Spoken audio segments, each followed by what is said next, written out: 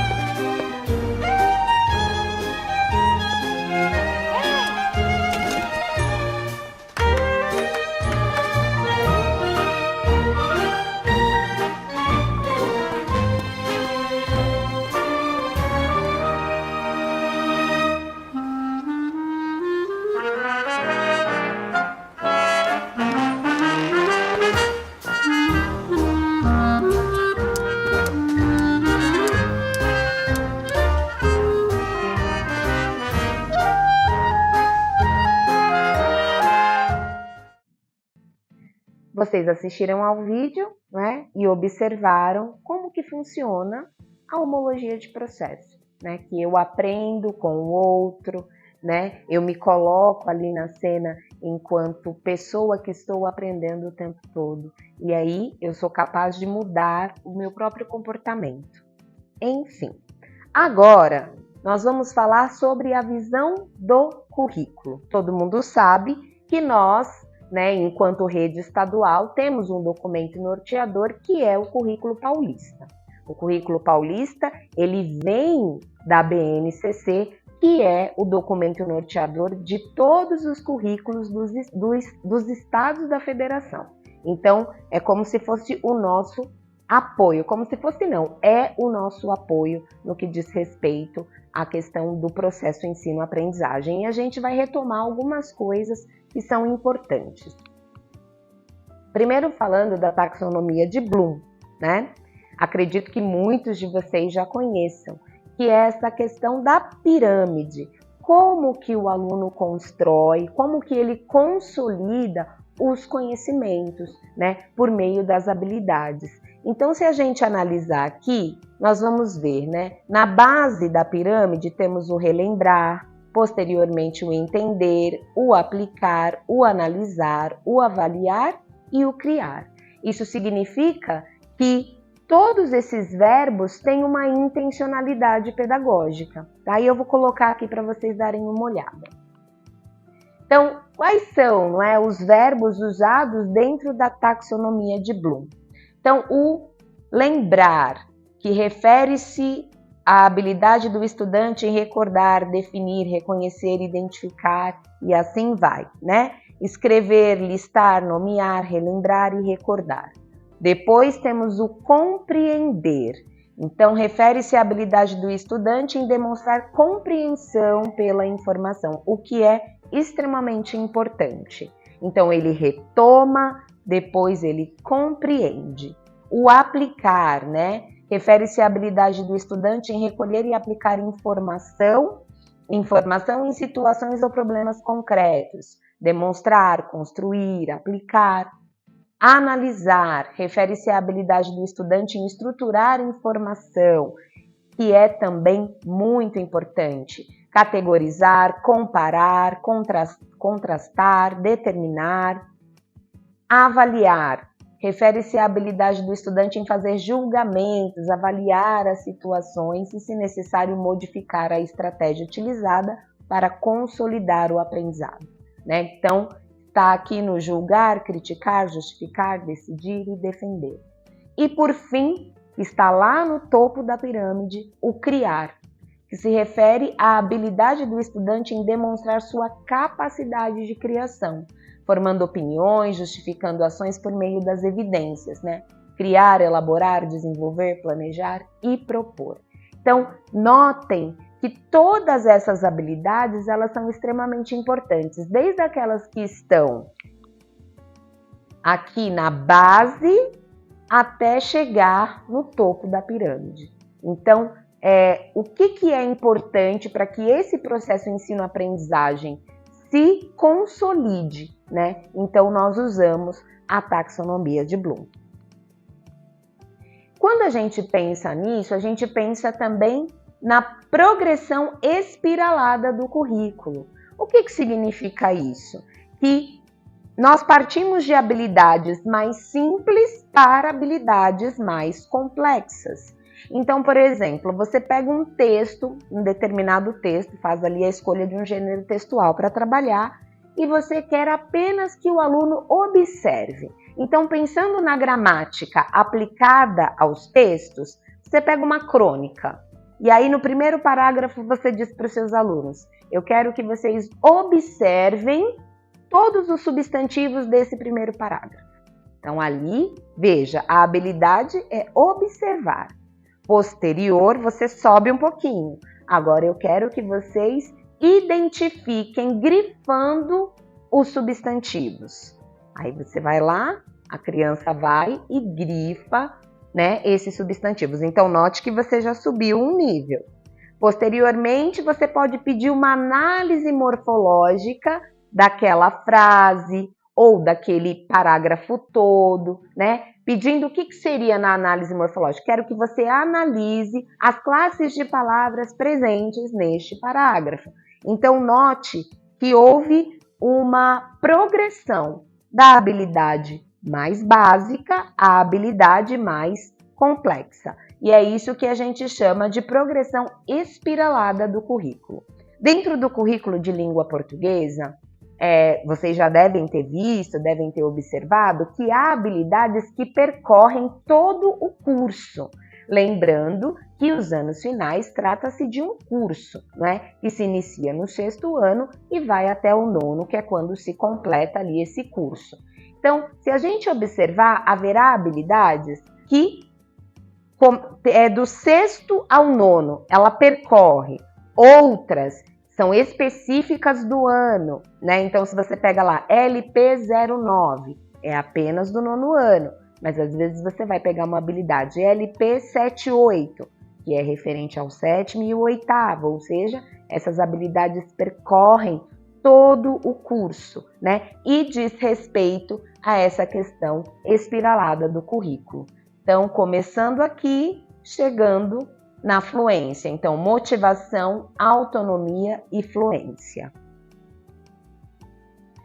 Diante disso, agora nós vamos falar um pouquinho sobre o escopo sequência. O escopo sequência, ele é um documento disponibilizado pela Secretaria da Educação, né? Eu acredito que todos já tenham tido contato com o escopo sequência, que tem um objetivo, né? Ele tem uma intencionalidade pedagógica. Vamos refletir um pouquinho aqui. Então, o escopo sequência serve à criação de um material digital alinhado à coleção Aprender Sempre. Este material é liberado bimestralmente para os professores com o intuito de apoiá-los em sala de aula e é editável. Então, para o professor, quando ele está ali no processo, né, de curadoria do material que ele vai usar para preparar os seus planos de aula, ele faz uso do escopo sequência, né? Então, é o ponto de partida para a questão toda dos materiais digitais. Por quê? De onde que se criou, né? Qual foi a intenção do escopo na sua criação? Então, resultado de avaliações externas, que sugerem que ainda há defasagem mesmo no pós-pandemia, né? O material digital mais o Aprender Sempre, para trabalhar a recomposição de habilidades que ainda não foram desenvolvidas pelos estudantes, mais o aprofundamento. Então, quando vocês pegam ali o escopo sequência, vocês verão que tem todas as aulas, né? Aula 1 até, no caso de língua portuguesa, aula 1 até a aula 42, e aí você consegue ver o título da aula, a habilidade que está sendo trabalhada naquela aula. Então, é muito importante na hora de planejar a sua aula, né? Seja a sua aula para aquele dia, ou se você for fazer um planejamento bimestral, é importante sempre estar atento àquela informação que o escopo sequência traz. Isso facilita bastante na hora de fazer esse planejamento das aulas, tá? E o material digital, né? Que o material digital de língua portuguesa, como eu já falei, são 42 aulas, né? Do 6º ao 9º ano. Para o ensino médio são 28, se eu não estou enganada. E aí, vamos falar um pouquinho do material digital. Ele está articulado às propostas apresentadas no Aprender Sempre, fortalecendo o desenvolvimento das habilidades essenciais para o percurso educacional dos estudantes. Este é um material em constante movimento, o que garante que seja oferecido para a rede um material de excelência. Então, ele conversa neste momento com o Aprender Sempre. Vocês podem observar isso até pelos títulos das aulas, né? Tenho que chamar a atenção, vocês estão observando aqui que nós temos uma marcação no 9º ano. O que acontece com o 9º ano? Para este bimestre, o 9º ano não foi pensado, né, não foi espelhado no Aprender Sempre. Por quê? Por meio de estudos, verificou-se a dificuldade que as crianças têm no que diz respeito à competência leitora. Portanto, o escopo sequência do nono ano, ele está pautado no desenvolvimento da competência leitora. Então, vocês vão observar que as aulas do nono ano, de fato, não estão espelhadas no Aprender Sempre. É uma outra proposta, mas isso não quer dizer que você não pode usar o Aprender Sempre. Então, sempre vai daquilo que você quer garantir para o seu alunado. Então, na hora em que eu faço a curadoria do meu material para trabalhar essas aulas, eu olho lá. Vou trabalhar o Aprender Sempre concomitantemente com o material digital, não há problema algum. Obviamente que é interessante que o material digital seja utilizado para que a gente possa suprir essa defasagem no que diz respeito à competência leitora. Mas ele não desqualifica o Aprender Sempre. Vocês também podem continuar usando o Aprender Sempre. Tudo bem? Bom, vamos falar então do Aprender Sempre. É um suporte adicional aos estudantes para o aprofundamento de aprendizagens essenciais para seu percurso educacional. O Aprender Sempre ele surge de uma necessidade na pós-pandemia, né? Justamente com habilidades que são essenciais e estruturantes para que esse aluno continue o seu percurso formativo. Então, vocês já sabem disso, o Aprender Sempre ele dispõe de sequência de atividades, né? Então, você vai SA1, SA2, avaliações diagnósticas e formativas para acompanhar a evolução da aprendizagem dos estudantes e direcionar o ensino. Apresenta habilidades que foram selecionadas a partir do currículo paulista dos resultados das avaliações externas. Então, ele traz as habilidades que ainda precisam ser consolidadas no processo ensino-aprendizagem dos estudantes, tá? Cada professor poderá utilizar as sequências de atividades de acordo com o seu contexto, com o objetivo de oferecer aos estudantes oportunidades de aprendizagem. O que é muito importante lembrar aqui, pessoal, sempre dentro da sua realidade, né? Então, eu vou trabalhar a SA1 do caderno do 6º ano, porque eu percebo que aquela sala, aquela turma ainda não consolidou essas habilidades, né? Então, sempre pensando nisso, sempre trazendo, o material está disponível para você, mas aí você decide, de acordo com a sua realidade, qual é a melhor forma de usar este material. Certo? Agora a gente vai falar um pouquinho do material digital, tá? Sobre a sua adaptabilidade. O que isso significa? O material digital está posto ali para vocês, enquanto professores, mas é sempre importante lembrar que ele é um material editável. Então, fica a critério do professor, né? Se você olha aquela aula, vamos lá, aula 20 do 8º ano, olhou, tá tudo bem? Você acha que a sua turma consegue acompanhar? Tá tudo tranquilo? Bola para frente. Agora, se você achar, não, eu preciso acrescentar uma informação, ou essa informação eu ainda não vou trabalhar agora, fique tranquilo, você pode editar esse material, tá? Então, de acordo com o seu contexto, lembra? De acordo com aquilo que você naquele momento precisa trabalhar. Então, é muito importante que vocês tenham isso em mente. O material, ele é adaptável para a sua realidade. Há exercícios ali que você não quer usar ou que você não acha prudente, ok. Coloque os que você acredita que seja prudente para aquele momento, né? Ou não, Sandra, eu preciso usar, quero fazer esse exercício e acrescentar. Ok, você pode fazer isso também, tá bom?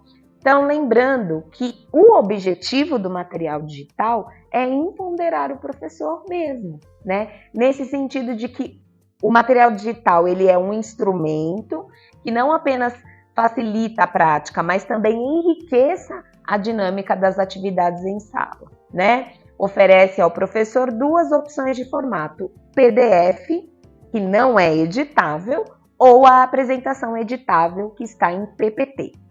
Essa flexibilidade garante que o material possa ser utilizado mesmo em ambientes onde a conexão com a internet é limitada, por exemplo. Então, ali no momento de preparar a aula, você pode baixar este documento, baixar esta aula, né? Deixar salvo no seu computador, na área de trabalho, ou num pendrive, que seja, né? E aí você consegue trabalhar ainda que tenha oscilação da internet, enfim. Ainda falando sobre a adaptabilidade do material. Vejam que aqui tem um exemplo. Aula 41, a minha opinião tem valor, parte 1. Arquivo, apenas visualização, o PDF, que é aquele que não pode ser modificado, tá? E o PPTX, que é o material que você pode adaptar. Então, quando você faz o download do PPTX, esse sim você consegue modificar, tá? Este aqui em PDF é apenas para visualização. Então, é bem importante que vocês se atentem a isso, certo? Então, olha lá. Nós temos aqui, né, vamos imaginar que você fez o download do PPTX. Vai aparecer para você habilitar edição. Habilitou edição, você consegue modificar aquilo que você achar pertinente na aula. Caso não queira modificar nada, é só seguir em frente. Bom, a estrutura e a abordagem do material digital, né? A importância da aprendizagem ativa. Nosso material não se limita à transmissão de conteúdo, ele é uma ferramenta estimulando o desenvolvimento ativo dos estudantes em seu próprio processo de aprendizagem. Queremos que o professor ofereça aos estudantes um repertório variado de práticas, promovendo um alinhamento curricular mais abrangente e sendo capaz de fazer os diagnósticos necessários para ajustar as práticas necessárias.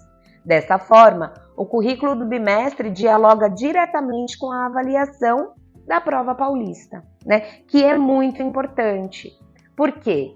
Quando você vai fazer a análise da prova paulista da sua sala, né, do seu grupo, ali fica muito claro quais habilidades foram alcançadas, né? Quais habilidades não foram de fato consolidadas. Então, por exemplo, recentemente eu fiz uma análise de uma sala. Entrei, fiz a análise. Quando chegou na parte em que o objeto de conhecimento era conjunção, a sala estava lá embaixo. Se eu não me engano, com 20% de aproveitamento nessa habilidade.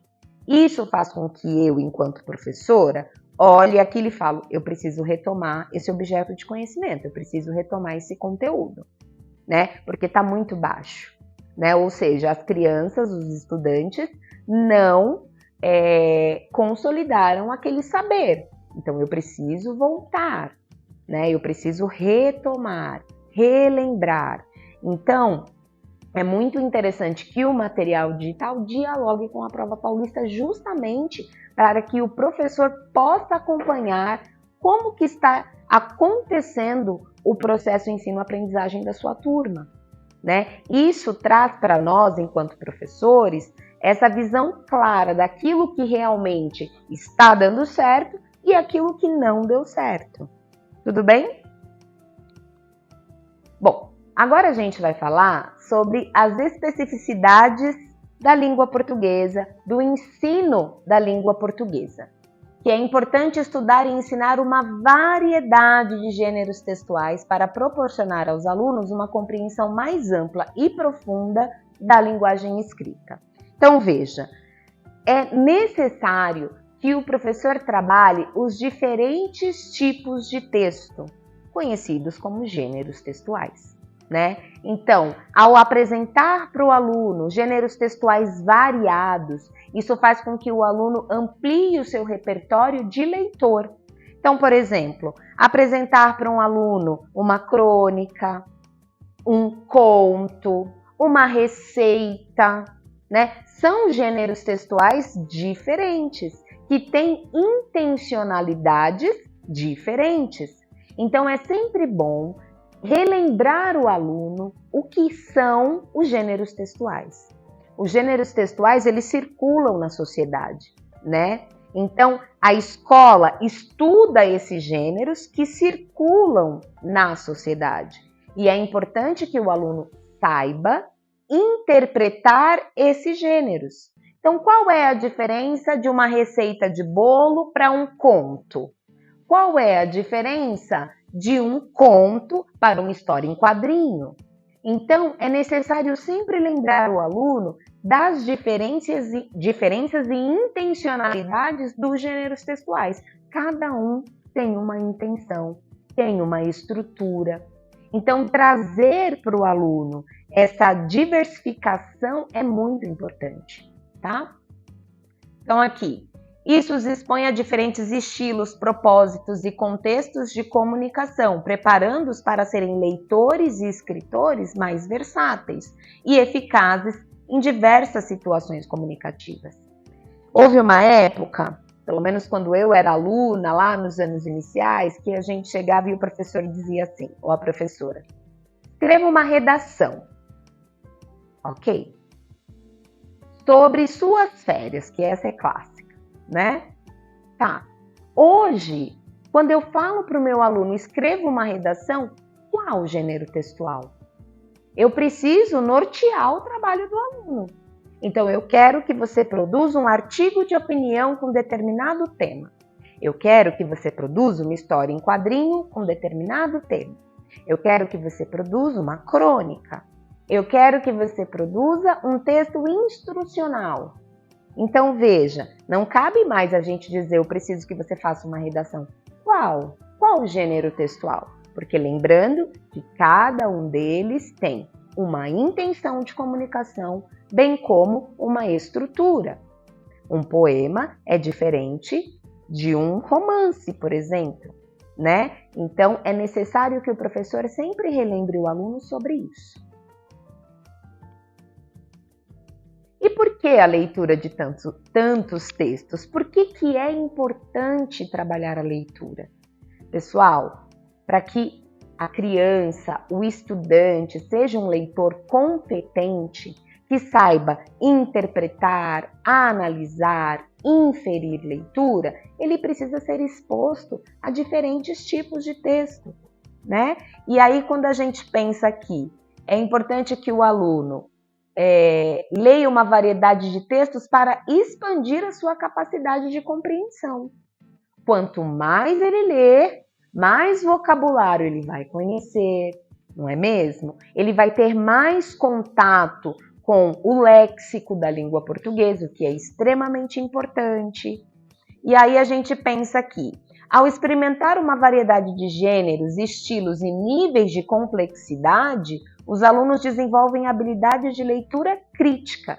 Então vamos pensar lá na plataforma Leia, né? Em que lá no seu clube de leitura, o seu grupo do 6º ano tem determinados livros ali já separados para eles, né? Seja no 6º ano, seja na 3ª série do ensino médio. Quando eu coloco esse aluno em contato com uma leitura um pouco mais avançada, nós, enquanto professores, nós temos aquela ideia, mas se eu passar esse texto, talvez ele não entenda. Se eu passar esse texto, talvez ele não compreenda. E é aí onde nós erramos, porque nós temos que desafiar o aluno. Ainda que a gente olhe e fala, isso não vai dar certo. Deixa com que ele leia, faça com que ele leia.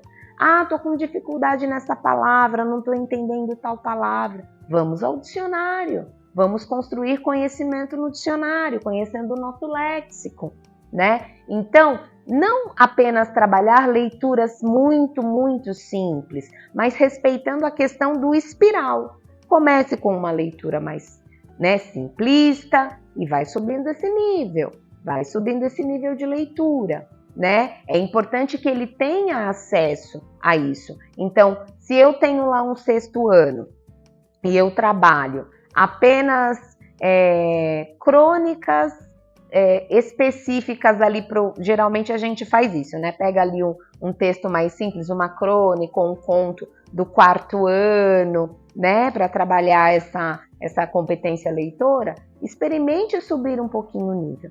Sandra, mas na minha sala muitas crianças que ainda têm muita dificuldade. mas a gente também tem aqueles que precisam ser desafiados. Então, muitas vezes, a gente fica só sempre ali no básico, a gente não desafia o aluno. E é necessário, em especial na leitura, desafiar o aluno.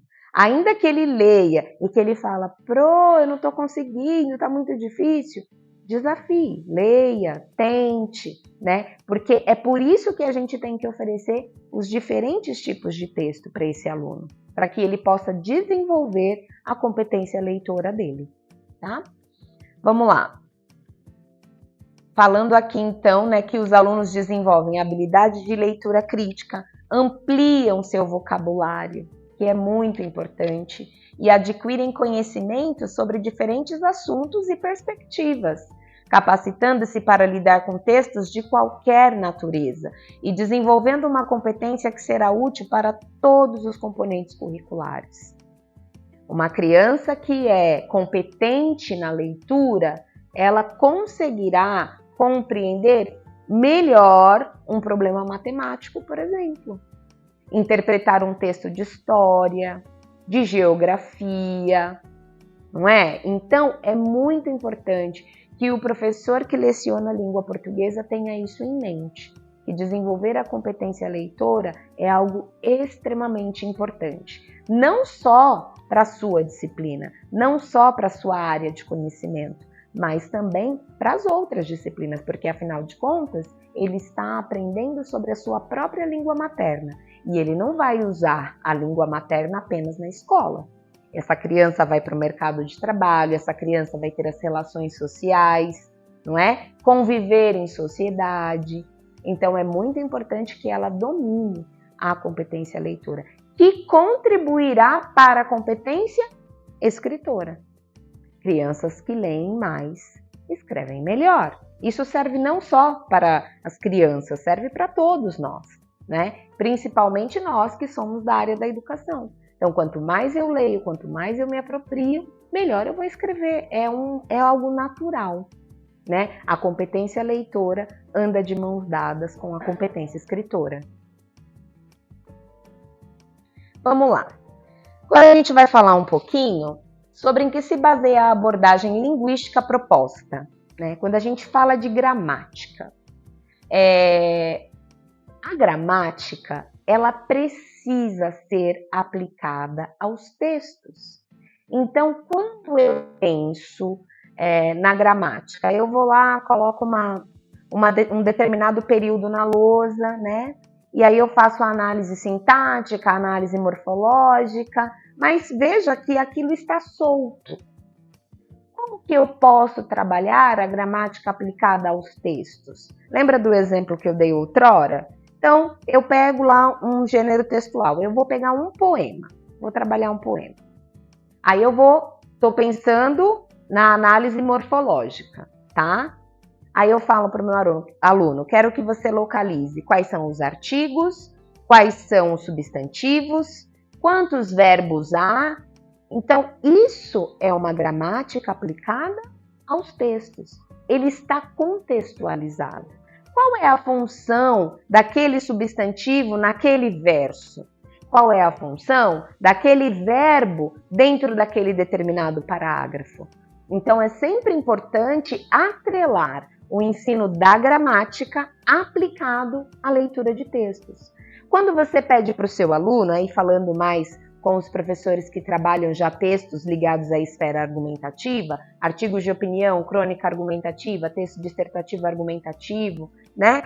Quando você pensa, como que uma pessoa vai produzir um artigo de opinião ou um texto dissertativo argumentativo sem conhecer minimamente os conectivos, sem conhecer minimamente o que é um período composto, né? Então, é uma excelente oportunidade de você ensinar para o seu aluno a gramática aplicada aos textos. Então, se a gente pensar ali numa terceira série do ensino médio, que está se preparando para o Provão Paulista, que está se preparando para fazer a avaliação do Enem, né, que exige ali, a gente até brinca, a gente chama, né, a redação do Enem, que é um texto dissertativo argumentativo.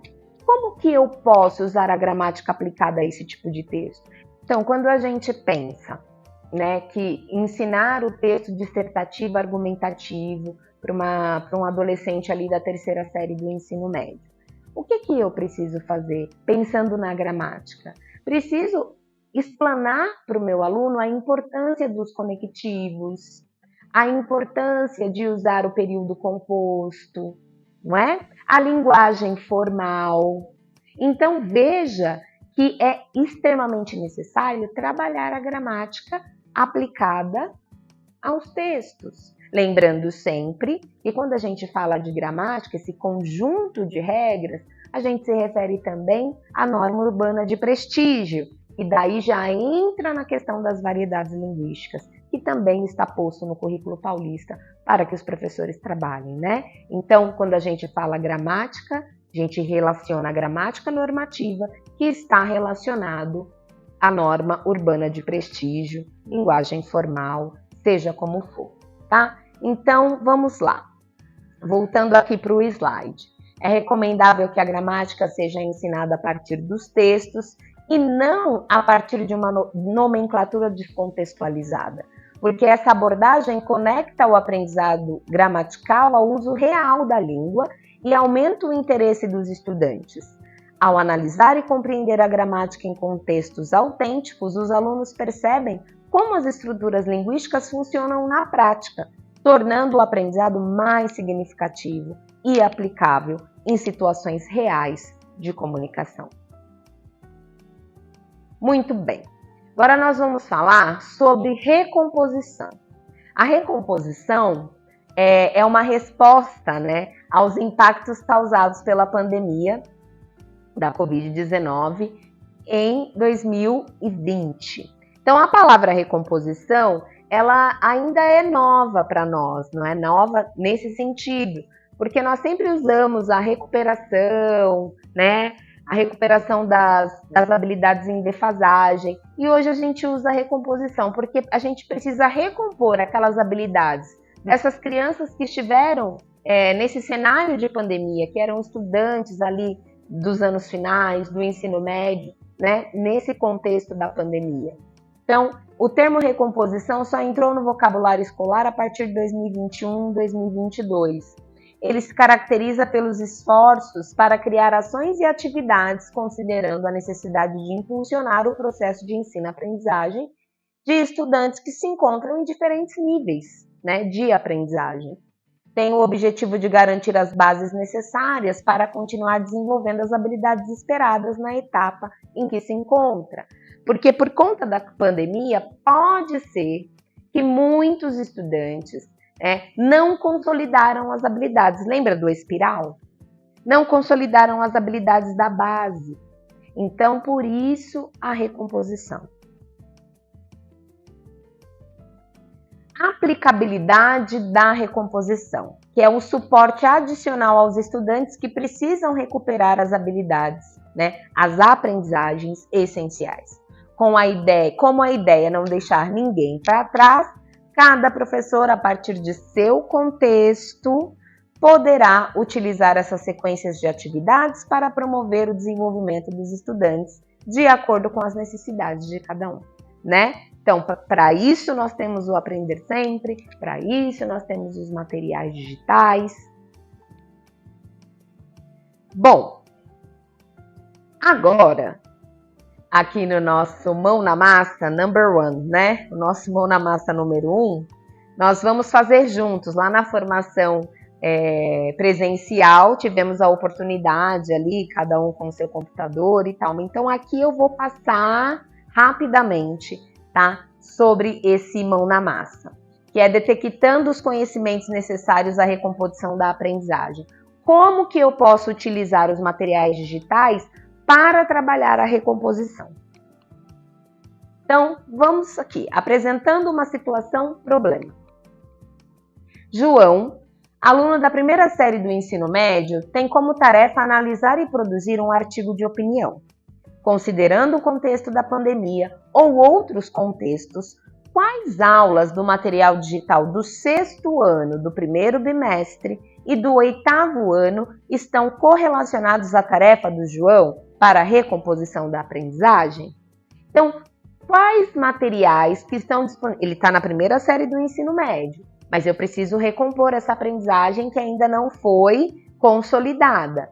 Então, eu tenho o apoio das aulas do 6º ano e do 8º ano. Professor, fique à vontade para olhar essas aulas, para retomar, para relembrar, para fazer a recomposição com o uso do material digital. Então, vamos lá. 6º ano. Então, ele está na primeira série, vou escolher uma aula do 6º ano. Então, olha lá. Considerar a progressão espiralada do currículo para organizar o caminho de aprendizagem do estudante. A aula 2, desmentindo notícias falsas, parte 1. Aula 3, desmentindo notícias falsas, parte 2. Ele tem que escrever um artigo de opinião. Então, ele precisa saber, conhecer ou relembrar sobre a questão dos textos ligados à tipologia argumentativa.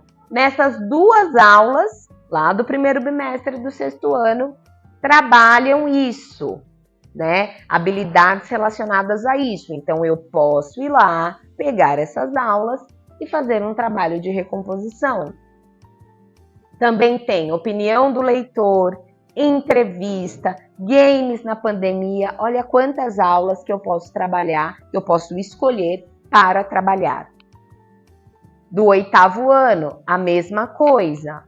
Então, sempre considerando a progressão espiralada do currículo. Então, a aula 26, causando impacto, saia de cima do muro, aula 28.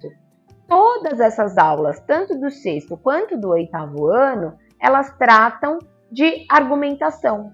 Então, eu consigo recompor a aprendizagem do meu aluno ou dos meus alunos que estão lá na primeira série que têm essa dificuldade com o próprio material digital. Temos várias outras aqui. Então, só para a gente fechar esse assunto da recomposição. Todas as vezes que vocês notarem, principalmente fazendo a análise da prova paulista, analise lá quais são as habilidades que não foram consolidadas, quais foram os objetos de conhecimento que não foram consolidados no primeiro bimestre, e você quiser trabalhar uma recomposição, entre lá no CMSP, né, no repositório, vá nas aulas digitais do primeiro bimestre de 2024 ou do ano passado, e procure ali, faça essa curadoria, a aula está pronta. Você pode trabalhar com o seu aluno. A aula vai trazer, né, a questão da teoria, vai trazer a questão dos exercícios, e isso facilita também o seu trabalho, ok? Bom, agora nós vamos fazer um outro mão na massa. Esse mão na massa, ele vai falar aqui, né, como acessar o escopo sequência. Onde que eu acesso enquanto professor? Como que eu tenho acesso ao escopo da minha turma? Como acessar o material digital? Como editar?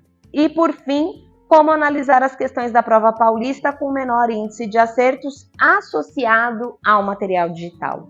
Isso aqui é muito importante. E a gente sabe que na correria do dia a dia, muitas vezes a gente não se atenta, né? Que nós temos essas ferramentas que podem nos auxiliar o nosso trabalho docente. Então, agora vocês vão ficar com o professor Rafael, que é o PEC Ponto Focal de Matemática, e ele vai explicar para vocês como que acessa todos esses conteúdos aqui. Eu agradeço e desejo para vocês uma excelente tarde, noite ou dia. Até mais! Bom, agora a gente vai falar um pouquinho sobre o BI e como a gente faz para acessar a análise da prova paulista, tudo bem? Então aqui no Google também eu vou digitar BI Educação. Tá? E esse primeiro link que aparece para mim é onde eu vou clicar.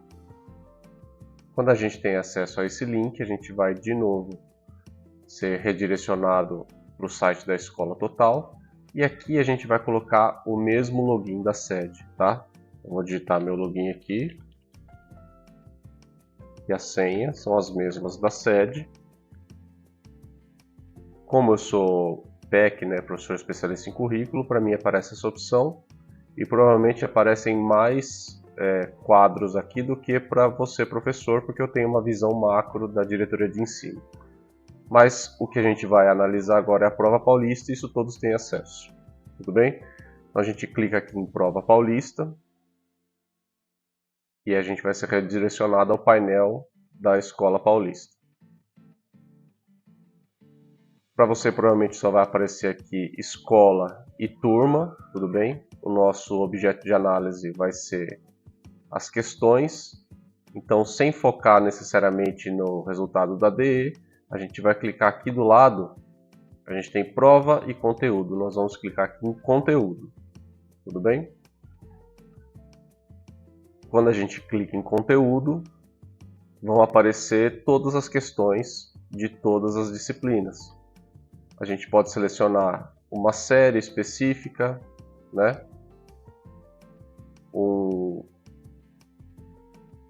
Uma disciplina que a gente queira selecionar. Eu vou mostrar aqui o exemplo de matemática, certo?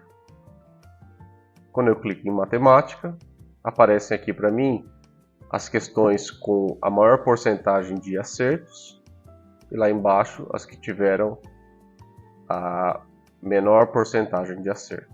Tudo bem? Posso fazer a ordenação dessas questões.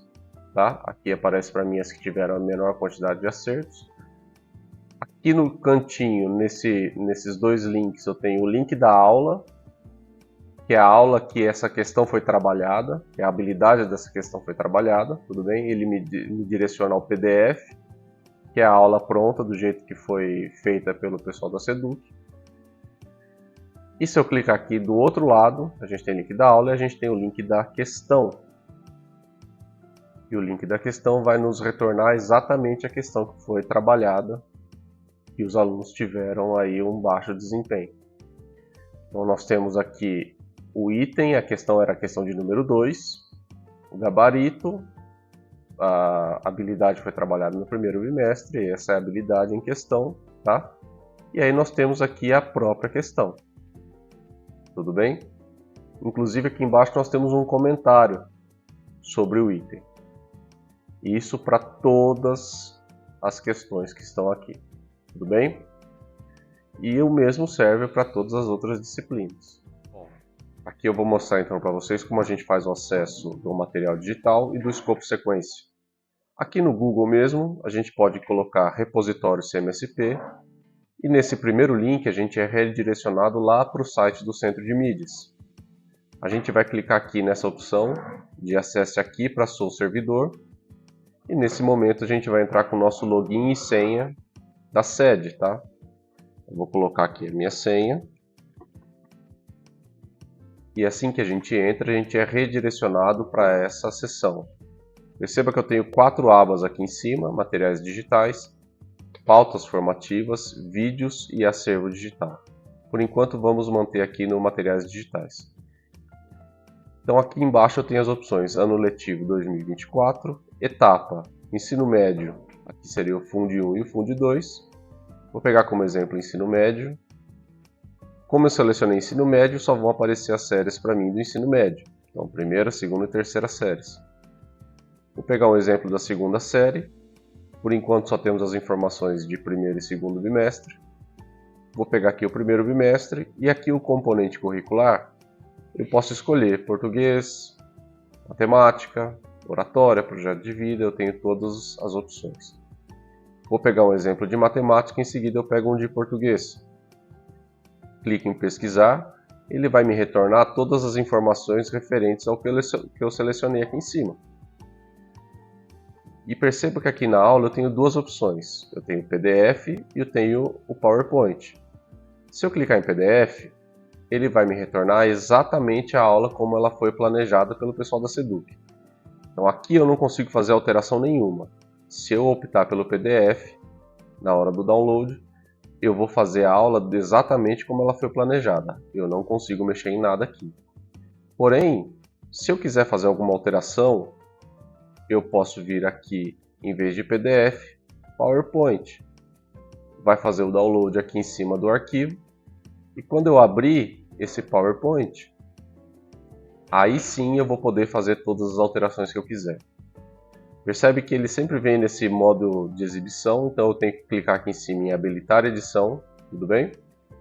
E assim que eu fizer isso, eu tenho acesso a editar todo esse documento.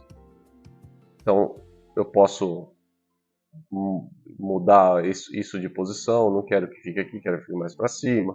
Eu não quero que tenha esse texto, eu quero só que se chame formas geométricas espaciais. Aqui embaixo, se eu quiser mudar a cor do texto, a cor do fundo, tudo é possível.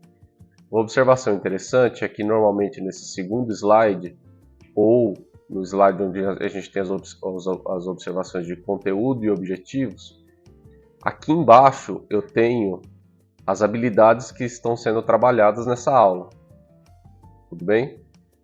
Então isso é um excelente ponto de partida para a gente entender aonde a gente quer chegar com o nosso aluno nessa aula.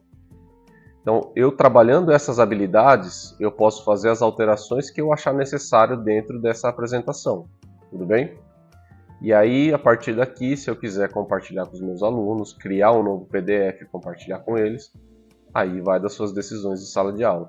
Mas eu seguindo essas habilidades que estão aqui, eu posso trabalhar da forma que eu quiser, tudo bem? Porém,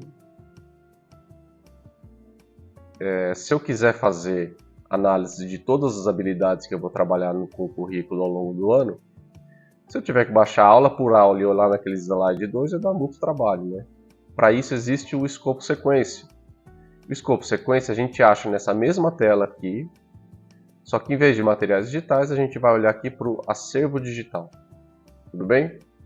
Aqui eu tenho a classificação, materiais pedagógicos e tutoriais. Os tutoriais são referentes às plataformas, então tudo que a gente tem de plataforma e tutoriais a gente acessa aqui. Mas o nosso foco é material pedagógico. Categoria: ementas e escopo sequência. Subcategoria a gente só tem 2024. E na parte de título não precisa colocar nada, porque ele vai me retornar tudo que tiver sobre essas informações. Então olha só, a gente vai olhar para o escopo sequência de primeiro e segundo bimestre. Quando eu clico aqui em URL, ele vai me direcionar para um escopo sequência aqui, uma pasta no Google Drive, e dentro dessa pasta só temos um único arquivo. Clicando 2 vezes nele, ele vai me mostrar esse escopo sequência. Uma dica que eu dou é não clique direto nesses links aqui, tá? Procure a disciplina que você tem interesse aqui embaixo. Então aqui nós temos matemática, e aqui eu tenho todas as habilidades de todos os anos, né? Começando aqui desde os anos iniciais, primeiro, segundo, terceiro ano, quarto e quinto ano, aí já indo para os anos finais, sexto ano. Aqui eu tenho as habilidades, tudo bem? E a aula planejada, certo? Perceba que algumas aulas estão aqui com uma barrinha azul. Essas são as aulas que a gente recomenda que seja feito o uso do Matific. E aí, mais uma vez, é uma recomendação. Você pode usar o Matific em todas as aulas se você quiser. Você pode usar em aulas diferentes dessa que estão selecionadas. O importante é que seja usado. O importante é que seja oferecido para os alunos. Tudo bem? Então aqui, observando a habilidade que está sendo trabalhada e o material digital, você pode fazer as alterações que vocês quiserem. Tudo bem? Vou voltar aqui para os materiais digitais e vou refazer o mesmo caminho para a língua portuguesa. Certo? Materiais digitais, temos aqui o ano de 2024, a etapa. Vou pegar dessa vez anos finais. Percebe que aqui agora apareceu o sexto, sétimo, oitavo e nono ano. Então vou pegar um oitavo ano, segundo bimestre dessa vez, só como exemplo, e o componente curricular vou pegar a língua portuguesa. Quando eu fizer a pesquisa, ele vai me retornar todas as aulas referentes ao que eu selecionei aqui em cima. De novo, aula 1 aqui só como exemplo, se eu pegar o PDF, a aula está pronta, eu não posso fazer nenhuma alteração pelo PDF porque eu não consigo. Se eu quiser fazer alguma alteração, eu baixo o PowerPoint, está fazendo download aqui em cima, e assim que terminar, eu posso acessar essa aula e fazer as alterações que eu acho necessário, tá? Então, ó, habilitar a edição aqui em cima. Percebe que aqui no slide 2, que é onde eu tenho conteúdos e objetivos, aqui embaixo eu tenho a habilidade que está sendo trabalhada nessa aula. Tudo bem? Se eu quiser eu posso erguer um pouquinho aqui para ficar mais fácil de visualizar, posso deixar um pouco mais para baixo. E aqui sim eu posso fazer todas as alterações. Ah, não gostei dessa imagem, não quero que essa imagem apareça na minha apresentação, posso deletar. Tudo bem? Ah, eu achei que os textos que estão sendo trabalhados aqui não estão muito condizentes com a minha turma. Posso mudar? Claro, pode. Desde que você siga a habilidade que está sendo trabalhada aqui embaixo, você pode fazer as alterações que você quiser, tudo bem? E uma coisa que eu queria mostrar para vocês também é o seguinte. Percebe que assim que eu cliquei aqui, apareceu um botãozinho avaliar. Nesse avaliar, você vai avaliar o conteúdo dessa aula. Então, o material foi bom? Você pode avaliar, foi adequado, exemplos interessantes ou não tenho nada a declarar. O que pode melhorar no material dessa aula? E aqui você vai fazer a avaliação do que pode ser melhorado. E aqui embaixo é um campo muito importante, onde você pode colocar eventuais problemas que você encontrou tanto no PowerPoint quanto no PDF. Matemática eu já peguei alguns exemplos, onde algumas frações estão desconfiguradas, né, estão fora de lugar. Então aqui embaixo você coloca e eles fazem a alteração, tudo bem? E é só enviar que eles fazem as alterações de acordo com o que você colocou aqui.